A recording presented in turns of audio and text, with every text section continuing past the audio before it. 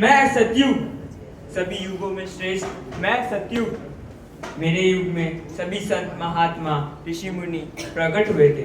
इतना ही नहीं, मेरे युग में केवल श्री नरसिम्हदेव वामन अवतार, वराह अवतार, मत्स्य अवतार प्रकट हुए थे। मेरे युग में मनुष्य हजारों साल भगवान के ऊपर ध्यान करके भगवान प्राप्ति होती थी।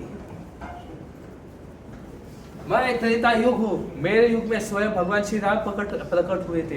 बोलिए भगवान जय श्री राम, कहिए जय श्री राम। जय श्री राम।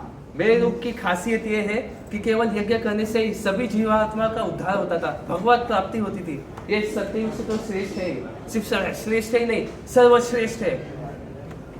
हरि बोल, हरि बोल, हरि बोल। आप लोगों को तो पता ही होगा कि मेरा युग कौन सा है। मैं हूँ द्वापर युग। मेरे युग में वासुदेव श्री कृष्ण खुद प्रकटे थे और आप लोगों को सभी को पता है वासुदेव श्री कृष्ण यह इन्फिनिटी है, राइट। वासुदेव श्री कृष्ण की जय। वासुदेव श्री कृष्ण की जय। मेरे युग में कोई भी जीवात्मा यूं ही विग्रह की सेवा करके कोई भी भगवत प्राप्ति यूं ही कर सकता था। और इसी युग में वासुदेव श्री कृष्ण ने भगवत गीता का उपदेश दिया था। अरे आए होगे त्रेता सतयुग में अलग अलग तरीके के भगवान प्रकटे होगे, अलग अलग ज्ञान दिया होगा, पर वासुदेव श्री कृष्ण सबसे महान है। बोलो वासुदेव श्री कृष्ण की जय। बोलो वासुदेव श्री कृष्ण की जय। हरि बोल। अरे अरे तुम लोग कैसे महान हो? सबसे श्रेष्ठ तो मैं हूँ कलयुग। सबसे श्रेष्ठ मैं हूँ क्योंकि श्री कृष्ण भगवान ने स्वयं मुझे आशीर्वाद दिया है कि मैं सबसे श्रेष्ठ हूँ। अरे कलयुग, तुझे कैसे श्री कृष्ण ने आशीर्वाद दिया? ये अवैध संबंध बनाने का आशीर्वाद दिया है? जुआ खेलने का आशीर्वाद दिया है तुम्हें? ये मद्यपान करने का आशीर्वाद दिया है तुम्हें? बोला। अरे तुम लोग नहीं समझोगे, नहीं समझोगे। अरे युगों में श्रेष्ठ मैं हूँ। मेरे युग में श्री कृष्ण आए थे। मेरे युग में भगवान राम आए थे। अरे मेरे नहीं युग में नरसिम्हदेव आए थे। अरे मैं श्रेष्ठ हूँ। मैं श्रेष्ठ हूँ। मैं श्रेष्ठ हूँ। अरे नहीं यार, मैं श्रेष्ठ हूँ। मैं श्रेष्ठ हूँ। ने बोला है सभी। मेरी बात सुनो, मैं श्रेष्ठ हूँ। तो ऐसे डिस्कशन करते करते जो तीनों युग है वो साक्षात श्री हरि व्यास देव जी के पास गए। उनसे पूछे कि मतलब सर्वश्रेष्ठ तीनों में से कौन सा युग है। तो देखते हैं व्यास देव जी से कैसी मीटिंग होती है उनके साथ।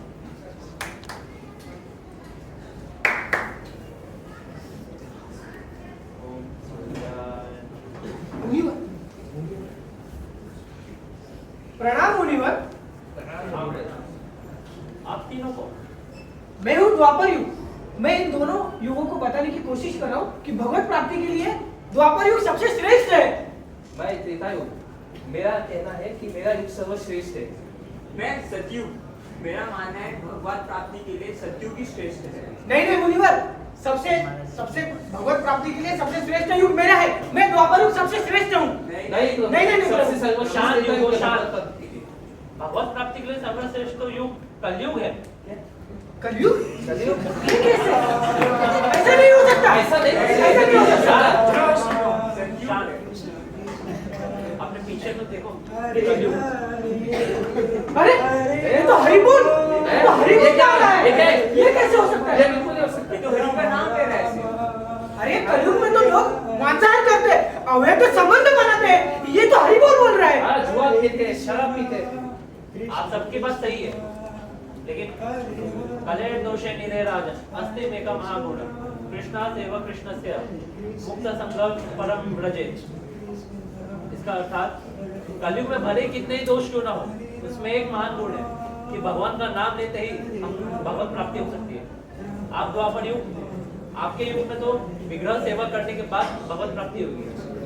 सत्युग मनुष्य को तो हजारों साल तक भगवान के चरणों का ध्यान रखने के बाद उन्हें भगवत प्राप्ति होगी।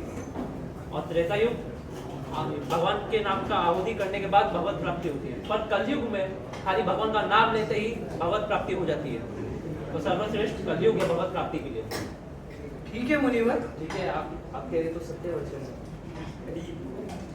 तो जैसे आपने देखा कि कलयुग का सबसे महान गुण है कि भगवान का नाम का उच्चारण, और जो कि कोई भी युग में प्राप्त नहीं हो सकता वो है कृष्ण प्रेम। और उस कृष्ण प्रेम की प्राप्ति से केवल हरिनाम हमें कृष्ण प्रेम की प्राप्ति करवा सकता है। तो जोर से बोलिए हरे कृष्णा